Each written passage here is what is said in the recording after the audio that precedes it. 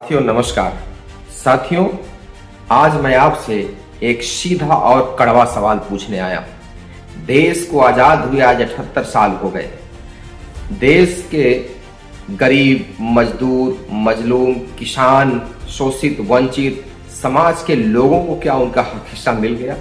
उनका किस्मत बदला? जवाब है नहीं। तो ऐसा क्यों हुआ साथियों, आज आपको इस वीडियो के माध्यम से बताना चाहूंगा। साथियों, देश में बड़ी बड़ी राजनीतिक पार्टियां हैं जो सरकारें में रही हैं और हैं भी। इन लोगों ने हम सभी भारतवासियों को केवल वोट का मोहरा समझ रखा। इन्होंने केवल हमारे वोट को लेकर के अपना विकास किया और अपने चंद पूंजीपतियों मित्रों का विकास किया और हमारा केवल और केवल शोषण किया और अब तक खून चूस करके अपने महल को बनाए। जरा सोचिए, जब चुनाव आता है तो इन बड़े बड़े राजनीतिक दलों को हमारी याद आती है और चले आते हैं हम लोगों के बीच में वोट मांगने के लिए। हमारी टूटी फूटी व्यवस्था में लग्जरी होटल का खाना खाते हैं, हमारे घरों में मिट्टी के जमीन पर टाट पट्टी पर बैठ करके ये भोजन करते हैं और दिखावा दिखाते हैं। और क्या करते हैं कि और जो हमारे बुजुर्ग होते हैं उनके पैर छूते हैं, पैर माथे लगाते हैं और कहते हैं कि आप ही सब कुछ मेरे हैं, आप ही के बदौलत हम हैं। और सरकारें अगर बनती हैं, हम शासन सत्ता में जाते हैं तो हम आपके जीवन में विकास का वो स्तर लाएंगे जिससे कि आपका जीवन आगे सुखमय हो सकेगा, आपका जीवन बड़े अच्छे से कट सकेगा।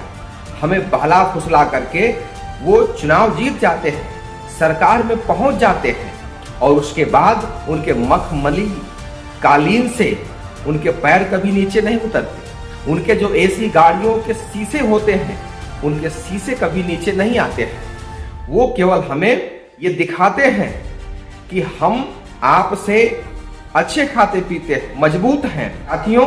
और हमें कहां उलझा दिया जाता है, जरा विचार करिए।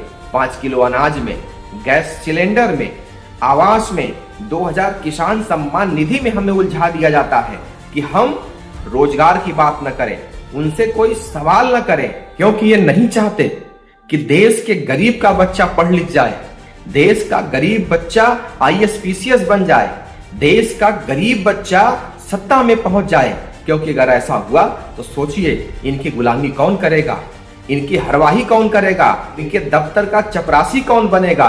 इसलिए ये नहीं चाहते कि देश के गरीब का भी भला हो, देश के गरीब के बच्चों का भी भला हो।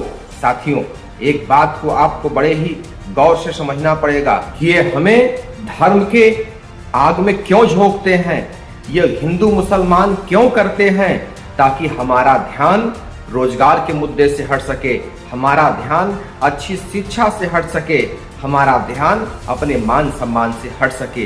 साथियों, आपको जान के बड़ा अचंभित होगा, ये हमें हमारी मेहनत से कमाई हुई धन पर टैक्स लगाते हैं और उस टैक्स के वसूली से अपने जो पूंजीपति मित्र हैं उनका हजारों लाखों करोड़ का कर्जा माफ करते हैं। क्या हम केवल टैक्स देने के लिए बने हैं?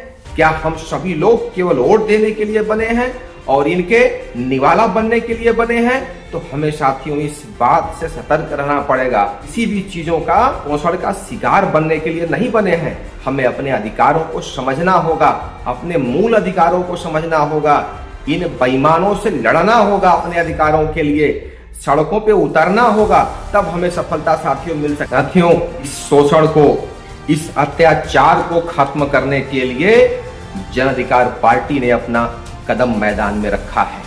जन अधिकार पार्टी के संस्थापक जौनपुर सांसद माननीय बाबू सिंह कुशवाहा जी ने मैदान में कदम रखा है। उन्होंने महल नहीं बनाया है, उन्होंने करोड़ों करोड़ों करीब शोषित वंचित के दिलों में अपनी जगह बनाई है।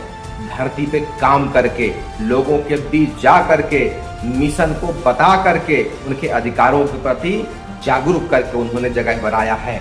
उनका साफ शब्दों में कहना है कि हमें खैरात नहीं चाहिए, हमें अपना हक और अधिकार चाहिए। उनका नारा है कि जिसकी जितनी संख्या भारी उसकी उतनी हिस्सेदारी होनी चाहिए। अगर जन अधिकार पार्टी के भविष्य में कभी सरकार बनती है तो साथियों मैं गरीब और मजलूम किसान मजदूर को ये विश्वास दिलाना चाहता हूं कि आपका हक हिस्सा बराबर आपको दिया जाएगा। आगे माननीय बाबू सिंह कुशवाहा जी कहते हैं कि चाहे नौकरी हो चाहे राज सत्ता हो, अब ये गरीब शोषित वंचित समाज पीछे नहीं बैठेगा, वो उनके सबके समीप बैठेगा, उनके बराबरी में बैठेगा जिसका वो हकदार है। माननीय बाबू सिंह कुशवाहा जी कहते हैं कि हर हाथों को काम मिलना चाहिए, किसानों के फसलों का सही दाम मिलना चाहिए, अन्यथा तुम्हारी कुर्सी हम जल्द से जल्द खाली करेंगे।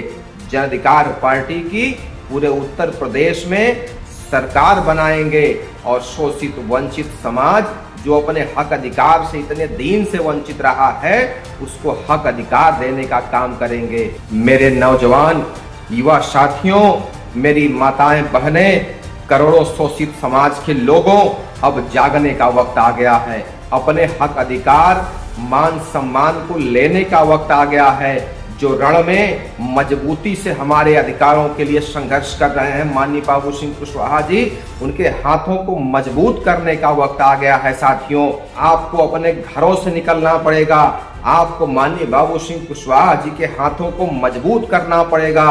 साथियों, तभी ये संघर्ष पूरा हो सकता है, हमारे महापुरुषों का सपना पूरा हो सकता है, अंबेडकर जगदेव फूले का सपना पूरा हो सकता है, माननीय कांशीराम साहब का सपना पूरा हो सकता है। अगर मेरी बात में थोड़ी सी भी सच्चाई नजर आती हो तो इस वीडियो को उस आंधी बहरी सरकार तक पहुंचाने का काम कर दो, उस गरीब मजलूम मजदूर के मोबाइल तक पहुंचाने का काम कर दो।